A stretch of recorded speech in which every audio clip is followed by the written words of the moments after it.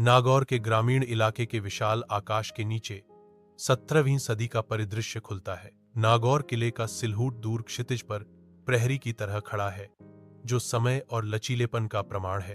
किसान काम करते समय धरती से धूल उड़ती है। रेगिस्तान की धूप में उनकी हरकतें धीमी और लयबद्ध होती हैं।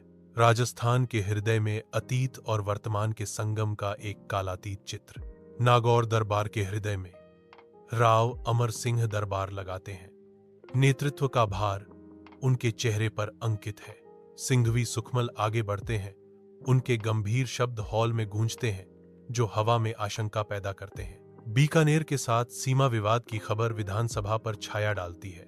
राव अमर सिंह ध्यान से सुनते हैं, क्योंकि सीमा विवादों के निहितार्थ स्पष्ट हो जाते हैं। दरबार शांत खड़ा है, राव अमर सिंह के आदेश का इंतजार कर रहा है। विशाल बीकानेर के आकाश के नीचे सीलवा गांव जागता है। ग्रामीण भारत का दिल मजबूती से धड़क रहा है। भूमि का जीवन रक्त बहता है, क्योंकि किसान सूखे खेतों से पानी निकालते हैं, जिससे बंजर धरती में जीवन आता है।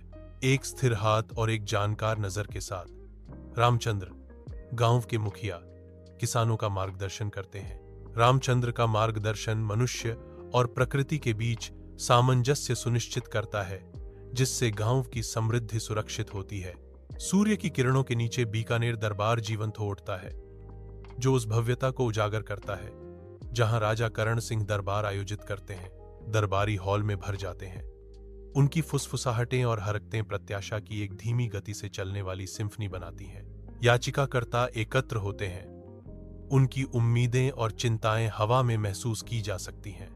मेहराबदार खिड़कियों से धूप की किरणें आती हैं, जो दृश्य पर लंबी छायाएं डालती हैं। एक शांत श्रद्धा आती है, जैसे खबर आती है। अप्रत्याशित की फुसफुसाहट के साथ नागौर के साथ सीमा पर तरबूज फल रहे हैं। नागौर के साथ सीमा पर तरबूज उगने की खबर आती है। शुष्क विस्तार में जहां नागौर बीकानेर से मिलता है, एक तरबूज की बेल सूखी धरती पर अड़ियल रूप से फैली हुई है, जो स्वामित्व के संघर्ष को जन्म देती है। किसान एकत्रित होते हैं। उनकी छायाएं तेज धूप में लंबी होती जा रही हैं। प्रत्येक बेल से पैदा हुए स्वादिष्ट फल पर अपना दावा पेश कर रहा है। नागौर के किसानों की निगाहें विवादित तरबूज पर टिकी हैं, जबकि लगातार धूप में तनाव बना हुआ है। बीकानेर के किसान अपने संकल्प को दर्शाते हैं। उनके थके हुए चेहरे इस बात को दर्शाते हैं कि वे जो सही मानते हैं, उसकी रक्षा करने का साझा संकल्प रखते हैं। तरबूज शांत भाव से आंधी के बीच बैठा है, जो पड़ोसियों के बीच बढ़ते विवाद का मूक गवाह है।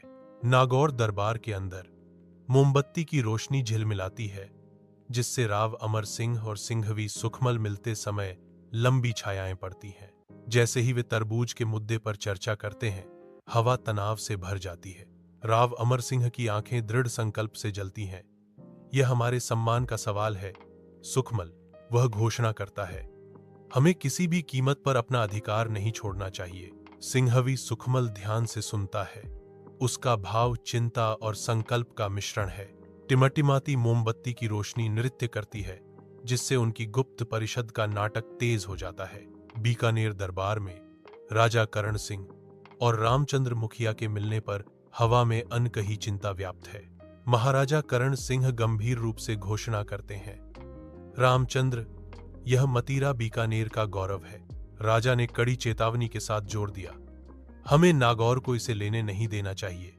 रामचंद्र मुखिया गंभीरता से सिर हिलाते हैं, पूरी तरह से दांव से अवगत। बीकानेर का भाग्य अधर में लटका हुआ है, जो दरबार पर लंबी छाया डाल रहा है। सीमा पर नागौर और बीकानेर की विशाल सेनाएं एकत्र होती हैं, जो संघर्ष के लिए तैयार हैं। सिंघवी सुखमल नागौर की सेना का नेतृत्व करते हैं।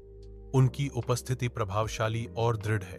उसके सामने रामचंद्र मुखिया बीकानेर सेना का नेतृत्व करते हैं। उनका दृढ़ संकल्प अडिग है। दोनों सेनाएं तैयार खड़ी हैं।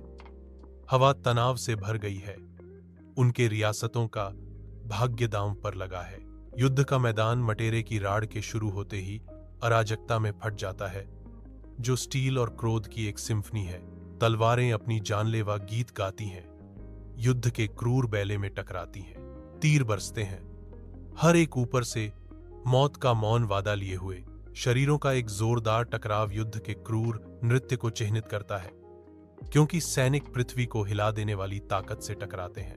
बर्बाद रणभूमि पर सिंघवी सुखमल अकेले खड़े हैं, बीकानेर की निर्दयी सेना की बढ़ती छाया के खिलाफ प्रतिरोध का प्रतीक। उसकी वीर आत्मा आगे बढ़ रहे दुश्मन की भारी ताकत से टकराती है। प्रत्येक हरकत साहस और निराशा के बीच एक नृत्य है। बीकानेर की सेना आगे बढ़ती है, सैनिकों का समुद्र और चमकता हुआ इस्पात। उनकी संख्या सुखमल के अकेले खड़े होने के विपरीत है। अराजकता के बीच सुखमल लड़ता है। उसकी गतिविधियां तेज और सटीक हैं, जो अपरिहार्य ज्वार के खिलाफ एक हताश संघर्ष है।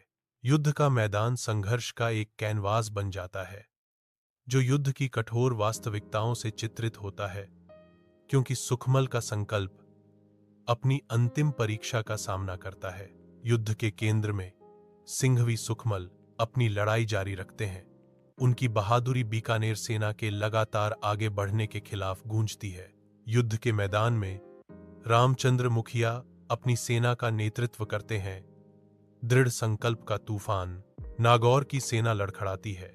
उनकी पंक्तियां लगातार हमले के तहत टूट रही हैं। रामचंद्र मुखिया अपनी सेना को आगे बढ़ाते हैं, अटूट संकल्प के साथ दुश्मन को पीछे धकेलते हुए। नागौर की सेनाएं हार मानती हैं। युद्ध के मैदान में स्टील की टक्कर और युद्ध की चीखें गूंजती हैं। युद्ध के मैदान में नागौर की सेना बिखरने लगती है। उनकी संरचना लगातार हमले के तहत विफल हो रही है। इस शोरगुल के बीच सिंघवी सुखमल को मार दिया जाता है। उसकी ताकत उसे छोड़ देती है। पंक्ति टूटने पर अराजकता फैल जाती है और सिंघवी सुखमल युद्ध के बीच गिर जाता है। लगातार दबाव बढ़ता है, जिससे सेना की अंतिम रक्षाएं ढह जाती हैं। जैसे ही सैनिक तितर बितर हो जाते हैं, लड़ाई हार में बदल जाती है और सिंघवी सुखमल घायल हो जाते हैं। शानदार नागौर दरबार में हार की खबर एक छाया की तरह उतरती है। राव अमर सिंह का चेहरा क्रोध और गहरी निराशा के तूफान में बदल जाता है।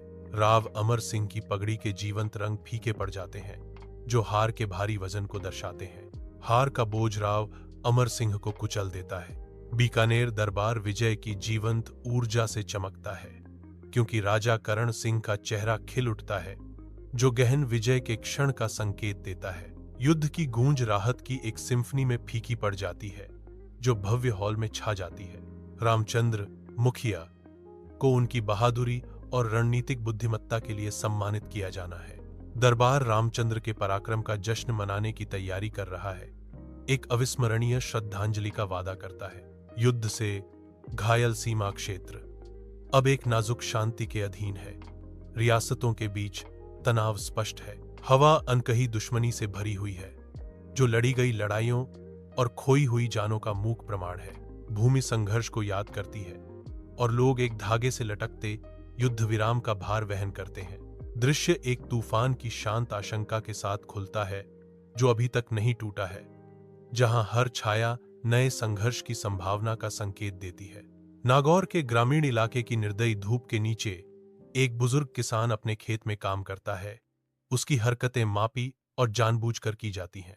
उसकी थकी हुई आंखें एक विशाल तरबूज की बेल को देखकर सुकून पाती हैं, जो सूखी धरती के विपरीत एक जीवंत विरोधाभास है। एक कोमल मुस्कान उनके अनुभवी चेहरे पर छा जाती है, पिछली तुओं की कहानियों से उकेरी गई रेखाएं। उनकी आवाज उम्र के कारण कर्कश खेतों में गूंजती है। यह सिर्फ एक तरबूज नहीं था, यह हमारे इतिहास का एक हिस्सा है,